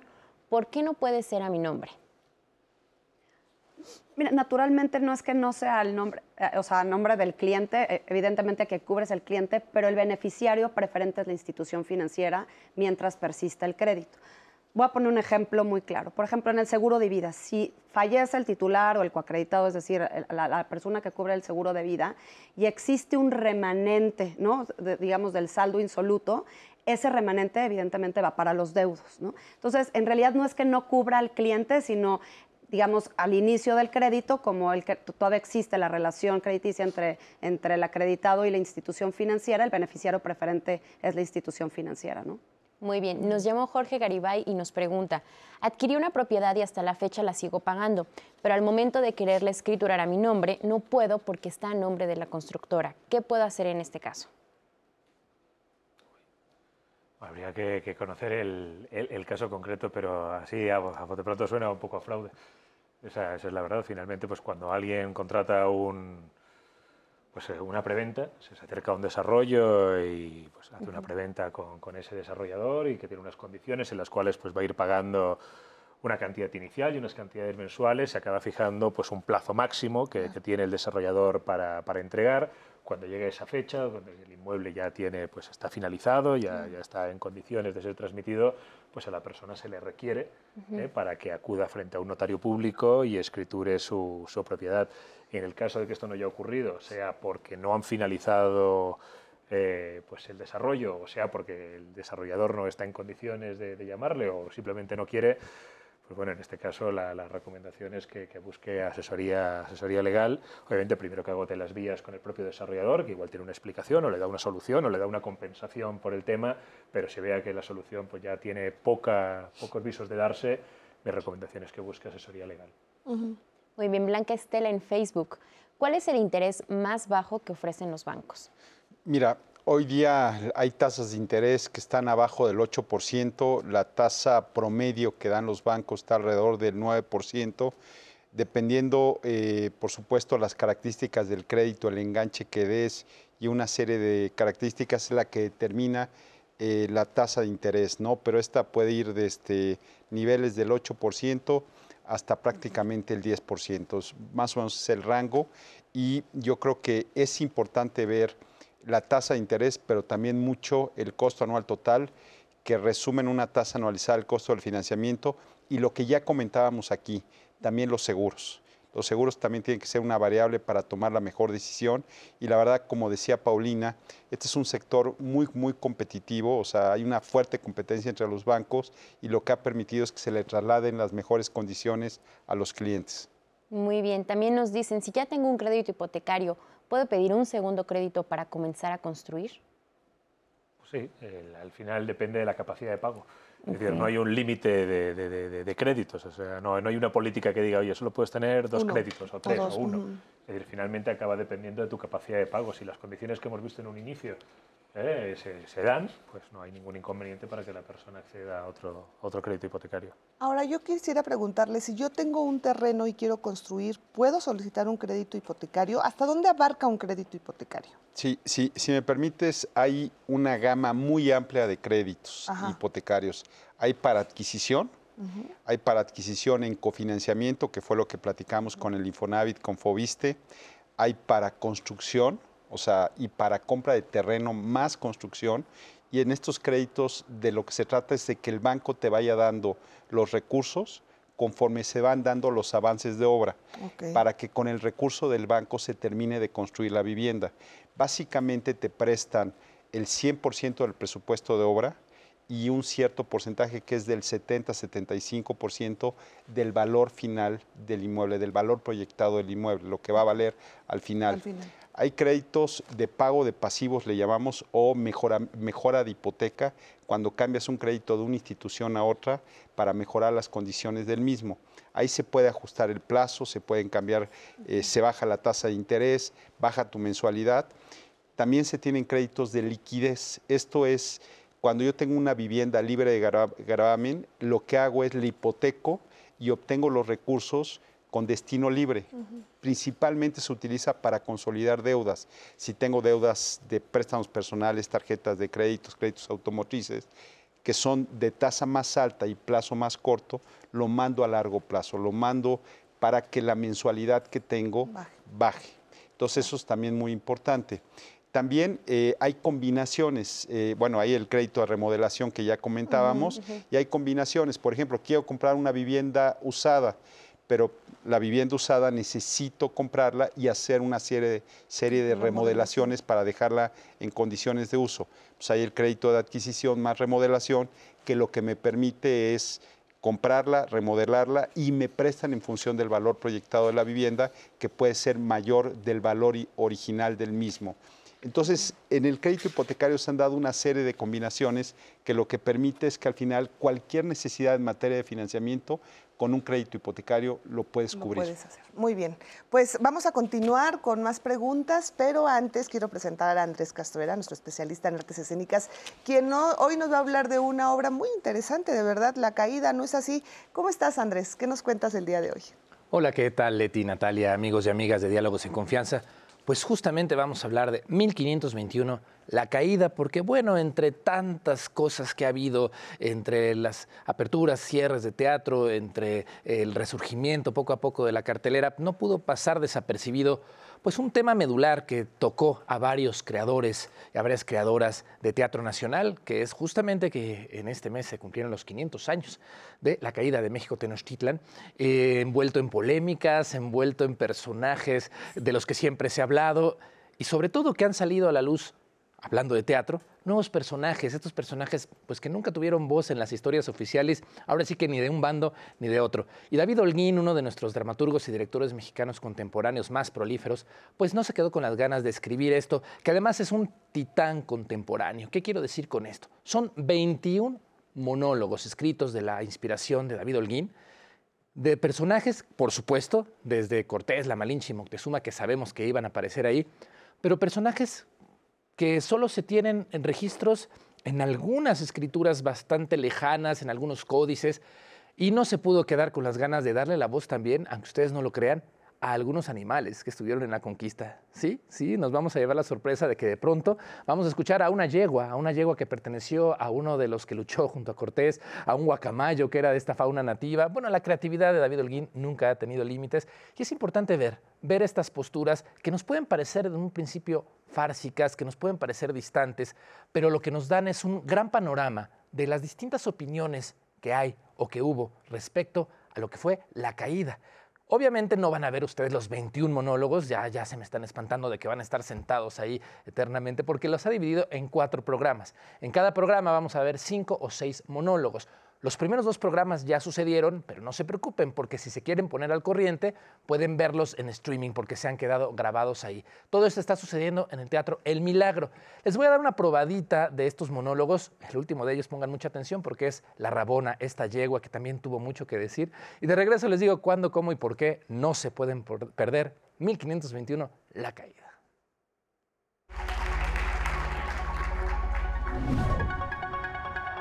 Poca agua queda y ciertos paisajes reales en marzo de 2020. Hoy son espejismos. Calles absolutamente vacías en esta ciudad irreal. ¿Cómo? ¿Cuándo? ¿Aquí? Pensamos este proyecto para contar desde los augurios de la llegada de los españoles a México hasta la rendición de los mexica el 13 de agosto de 1521. Personajes históricos y de ficción. 21 voces en contrapunto dan cuenta de mosaicos que reunidos conforman el fresco de aquel encuentro brutal que ocurrió entre 1519 y 1521. ¡El templo de Huitzilopochtli se incendia! ¡Ah! ¡Dioses!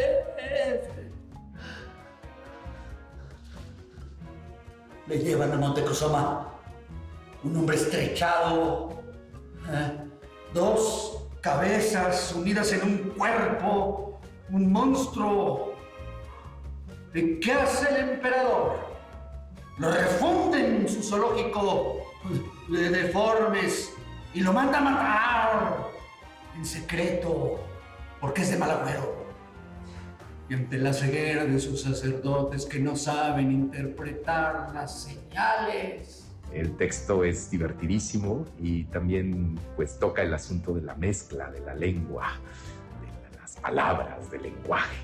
Entonces, nada, estoy muy contento, ya a punto de estrenar y estamos muy contentos aquí en El Milagro de poder hacer teatro. Después de todo esto que estamos viviendo, estamos aquí en el teatro. Así que los esperamos, no se pierdan estos textos que son magistralmente escritos por el maestro David Holguín y sé que la van a pasar muy bien y que nos vamos a identificar con muchos de los personajes. Cortés nos dijo entre caricias: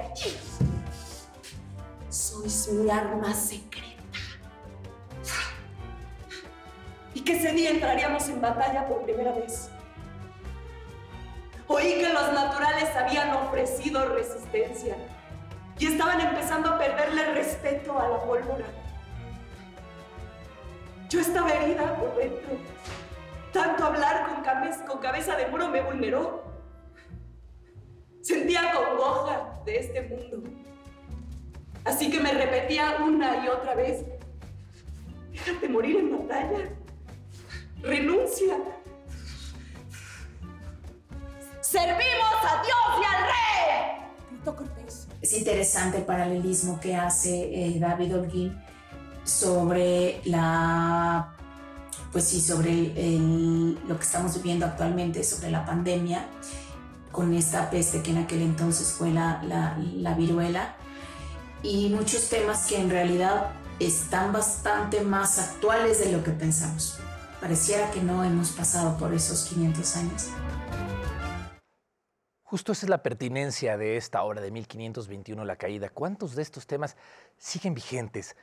Seguimos con esta pregunta en el aire, ¿no? ¿Qué es? ¿Qué significa 500 años después ser mexicanos, ser mexicanas? ¿Qué hemos rescatado de este mestizaje y qué cosas seguimos heredando de estas luchas interminables contra nuestra propia identidad? Personajes como los que vieron, también aparecerá por ahí la suegra de Hernán Cortés, que tuvo mucho que decir, los frailes. Hubo muchísimas fuerzas políticas, sociales y sobre todo, me parece importantísimo, las personas comunes, a las que no se les dio voz en la historia. Esta historia, 1521 La Caída, el tercer programa inicia hoy a las 8 de la noche. Lo pueden ver también el viernes a las 8, sábado a las 7 y el domingo a las 6 de la tarde, hasta todo lo que queda de este mes de agosto. Y también la pueden ver en streaming. Desde donde estén ustedes, desde su pantalla, pueden verla totalmente en vivo. Y les repito, los programas anteriores pueden verlos porque pueden comprar un bono por un precio especial para ver los 4 programas de 1521 La Caída. Así que no se la pierdan porque este se va a volver un clásico de nuestro teatro contemporáneo. Aquí nos vemos la próxima semana para seguir hablando de teatro mexicana en Diálogos en Confianza por el 11. Claro que sí, nos vemos el próximo jueves, Andrés. Muchísimas gracias por tus recomendaciones, como siempre, muy buenas.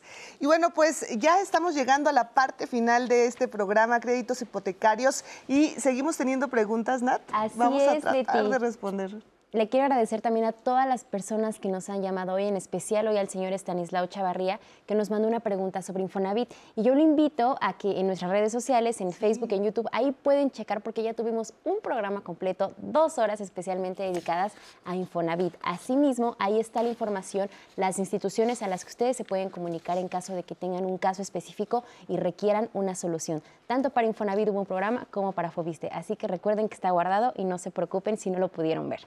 Y continuando con nuestro tema de hoy, que son los créditos hipotecarios, nos dice Anilú Solorio, ¿es cierto que cuando adquiero un DEPA por remate bancario, obtengo los problemas preexistentes que ya tenía el departamento?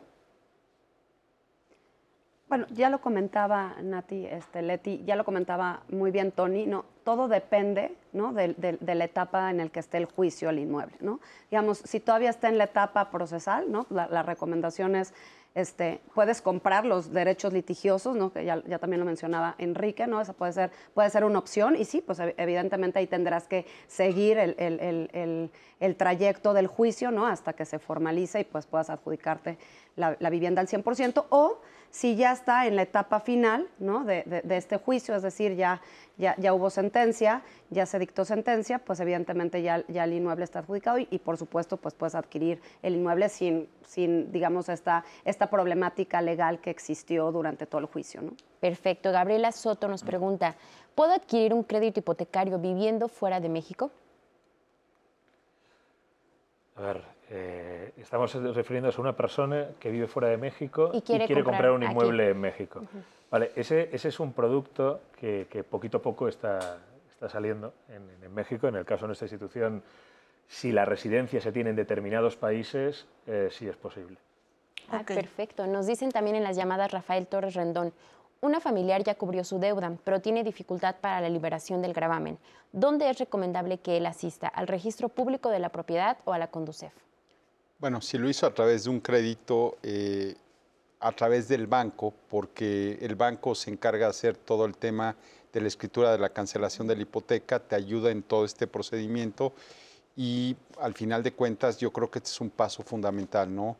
El que tengas tu escritura de cancelación una vez que terminas de liquidar un crédito hipotecario y sobre todo pues que al final se libere el gravamen en el registro público. Muy bien. Muy bien. Pues estamos ya llegando al final de este programa, pero a mí me gustaría, Paulina, comenzar contigo. ¿Cuál sería tu conclusión de este tema? ¿Qué les dirías a las personas que nos ven? Yo te diría, Leti, la verdad, yo creo que es un extraordinario momento para adquirir un crédito hipotecario, pero como ya lo mencionaba, todo depende pues, del momento de la vida que esté pasando la persona o la familia, ¿no? Evidentemente, la vida no se detiene, ¿no? La vida continúa, las familias crecen, los hijos crecen, etcétera, etcétera. Yo creo que, pero es un buen momento, ¿no? Hoy gracias a la gran competencia que hemos creado entre la banca, pero también esta gran comunidad, insisto, con los desarrolladores, con los organismos de vivienda, con el gobierno, etcétera, hemos podido pues, generar, ¿no? Un mercado que va evolucionando. Evidentemente, todavía hay camino por trazar, pero yo te diría es un buen momento acercarse, ¿no? Lo que sí es bien importante para toda la audiencia es asesorarse bien, acercarse a la institución, ¿no? A los asesores hipotecarios para que le recomienden cuál es la mejor opción, ¿no? Siempre va a haber un mejor producto que se adecue a sus necesidades. Muy bien, muchísimas gracias. Antonio, en un minutito, ¿cuál sería tu conclusión? Por no ser repetitivo, porque si no esto va a tener mucho de coincidencia, ¿verdad? Yo la recomendación que daría, y en función de muchas de las preguntas que denotan en ocasiones la preocupación ante temas inciertos, que la gente las personas no tengan miedo a preguntar. O sea, la vocación de los bancos y la obligación, o sea, no solo la vocación es ser muy transparentes. Muy transparentes en explicar claramente todo, no solo lo que consiste un crédito, los accesorios, los otros procesos que tienes que pasar. No deja de ser un proceso complejo, pero que esa complejidad o ese desconocimiento no haga que las personas se retraigan o en un momento dado acepten cosas que no conocen o que en un momento le generen una duda. Que no tengan dudas, que nos pregunten, que nos exijan, porque de verdad es nuestra vocación y nuestra obligación. Perfecto, muchísimas gracias, Antonio. A ti. Y en mi caso yo te diría que ha avanzado muchísimo el crédito hipotecario. Hoy día pues ver una vivienda progresiva desde la compra del terreno, su construcción, su remodelación, su venta y adquisición, hasta llegar a un tema de liquidez o refinanciamiento, que realmente hay un producto hipotecario durante todo el ciclo de vida de una persona. Así es. Pues yo les quiero agradecer de verdad a los tres que hayan estado aquí en Diálogos en Confianza. De verdad, nos abrieron muchísimo la mente, el panorama acerca de los créditos hipotecarios. Yo espero también a ustedes que están en casa les haya servido toda esta información tan importante que nos brindaron el día de hoy. Y quiero agradecerle también a Nati, como siempre, que estuvo muy pendiente de todos sus mensajes. Nati. Gracias, Leti. También a las personas que nos acompañaron en redes sociales: Isabela Flores, Lisa Lacourt, Mirna Brito, Patricia Florán, Gabriel Gutiérrez, Mauricio Mosqueda, Berta Peña y Cristina Ruiz. Gracias. Y recuerden que el programa completo y todos los datos de contacto de instituciones quedan en redes sociales, Leti. Así es. Muchísimas gracias. Lo invitamos a que se quede aquí en el 11 y yo también lo quiero invitar para que me acompañe a las 9 de la noche en el Noticiero Nocturno. Gracias.